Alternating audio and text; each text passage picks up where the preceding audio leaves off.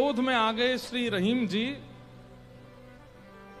ठाकुर जी भीतर खड़े खड़े उनको पसीना आने लगा। बाहर खड़े खड़े रहीम जी गुस्सा कर रहे हैं। गुसाई जी भोग लेकर के गए, पर्दा जैसे किया। ठाकुर जी बोले हमको नहीं पाना। ठाकुर जी कुछ और बना के ले आऊं? ठाकुर जी बोले हमको वो भी नहीं पाना।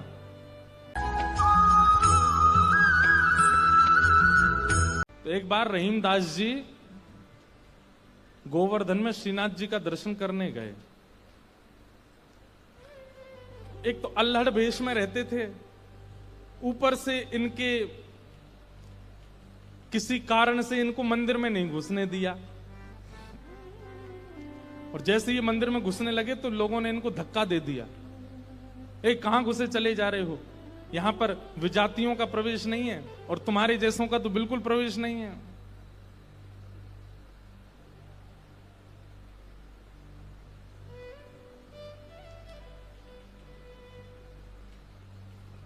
रहीम जी को इतना क्रोध आया, ठाकुर जी को ही सुनाने लगे बाहर बैठ करके। बोले आप कैसे परमात्मा हो, कैसे स्वामी हो, कैसे भगवान हो? इतनी दूर से मैं चल करके आया और आप मुझे दर्शन नहीं दे रहे हो, लोगों के द्वारा मुझे बाहर करवा रहे हो। इतने क्रोध में आ गए श्री रहीम जी। ठाकुर जी भीतर खड़े खड़े उनको पसीना आने लगा। बाहर खड़े खड़े रहीम जी गुस्सा कर रहे हैं। गुसाई जी भोग लेकर के गए, पर्दा जैसे किया। ठाकुर जी बोले हमको नहीं पाना। ठाकुर जी कुछ और बना के ले आऊं? ठाकुर जी बोले हमको वो भी नहीं पाना।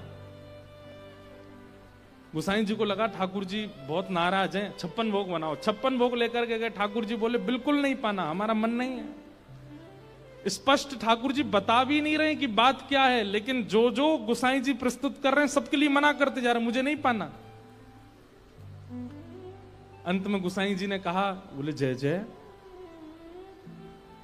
कोई अपराध बना हमसे? ठाकुर जी मुंह फुला के बैठे हैं, कुछ नहीं बोले। बोले मैं क्यों बताऊं?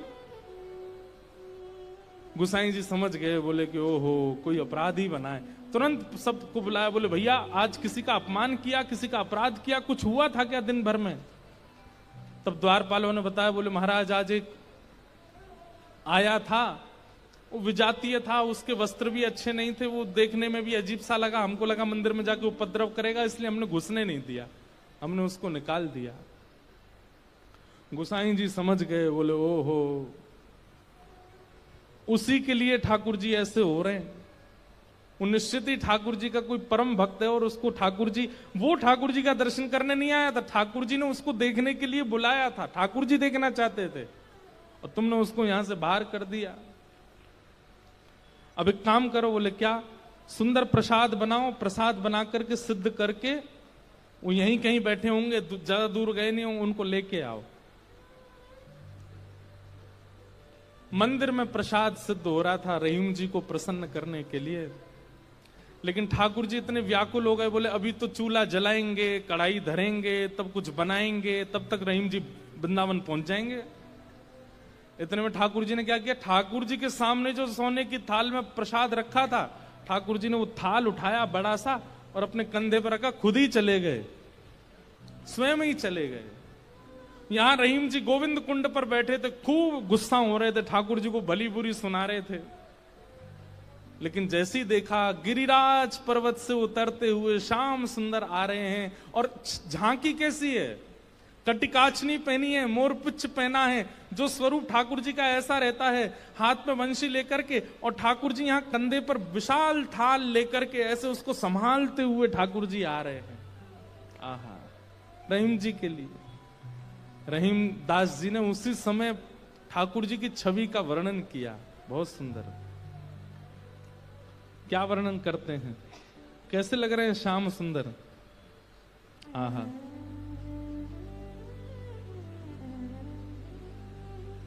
काछे काछिनी कलित मुरली कर, पीत पिछोरी साल की, बंक तिलक के सर को कीन्हो, दुति मानो विदुबाल की, ओ छवि आवन मोहन लाल की, छवि आवन मोहन लाल की छवि आवन मोहन लाल की छवि आवन मोहन लाल। हाँ काछ काछ निकलित मुरली कर पीत पिछोरी साल की बंक तिलक के सर को कीन्हो दुति मानो विदुबाल की हो छवि आवन मोहन।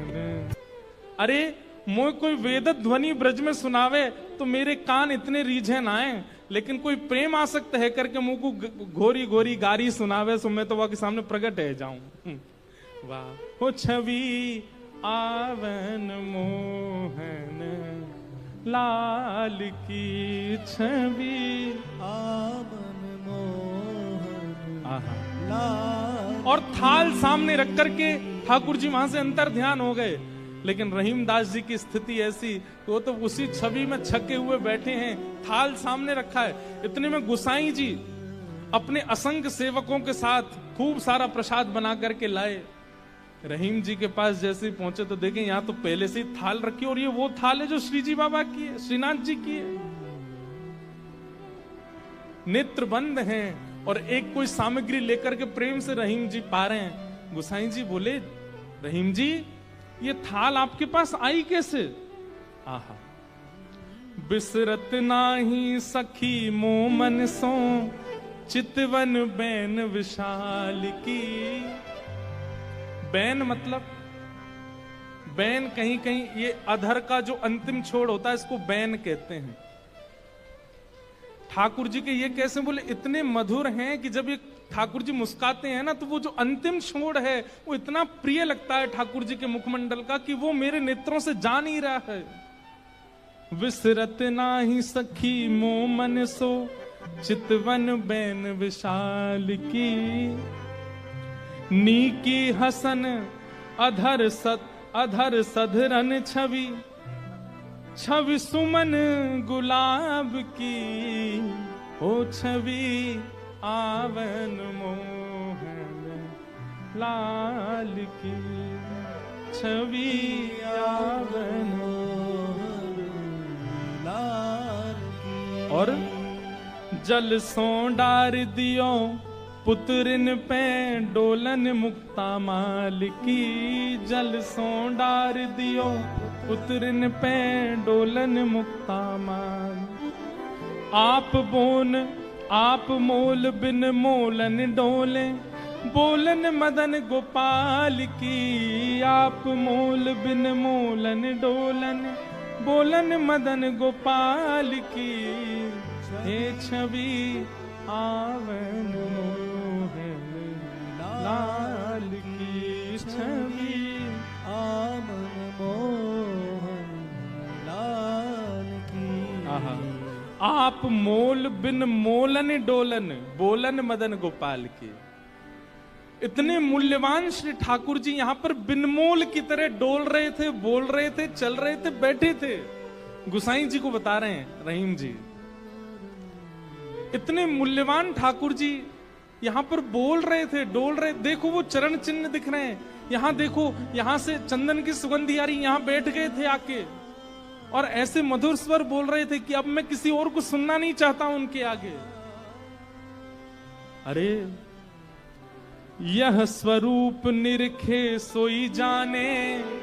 अरे जिसने वो स्वरूप देखा होगा, यह स्वरूप निरखे सोई जाने। यही रहीम के हाल की। यह स्वरूप निरखे सोई जाने, याही रहीम के हाल की। ओ छवि आवन मोहन लाल की छवि आवन मोहन लाल की। वहां रहीम जी के नेत्र सजल हैं और यहाँ गुसाई जी के सुनते सुनते नेत्र सजल हो गए।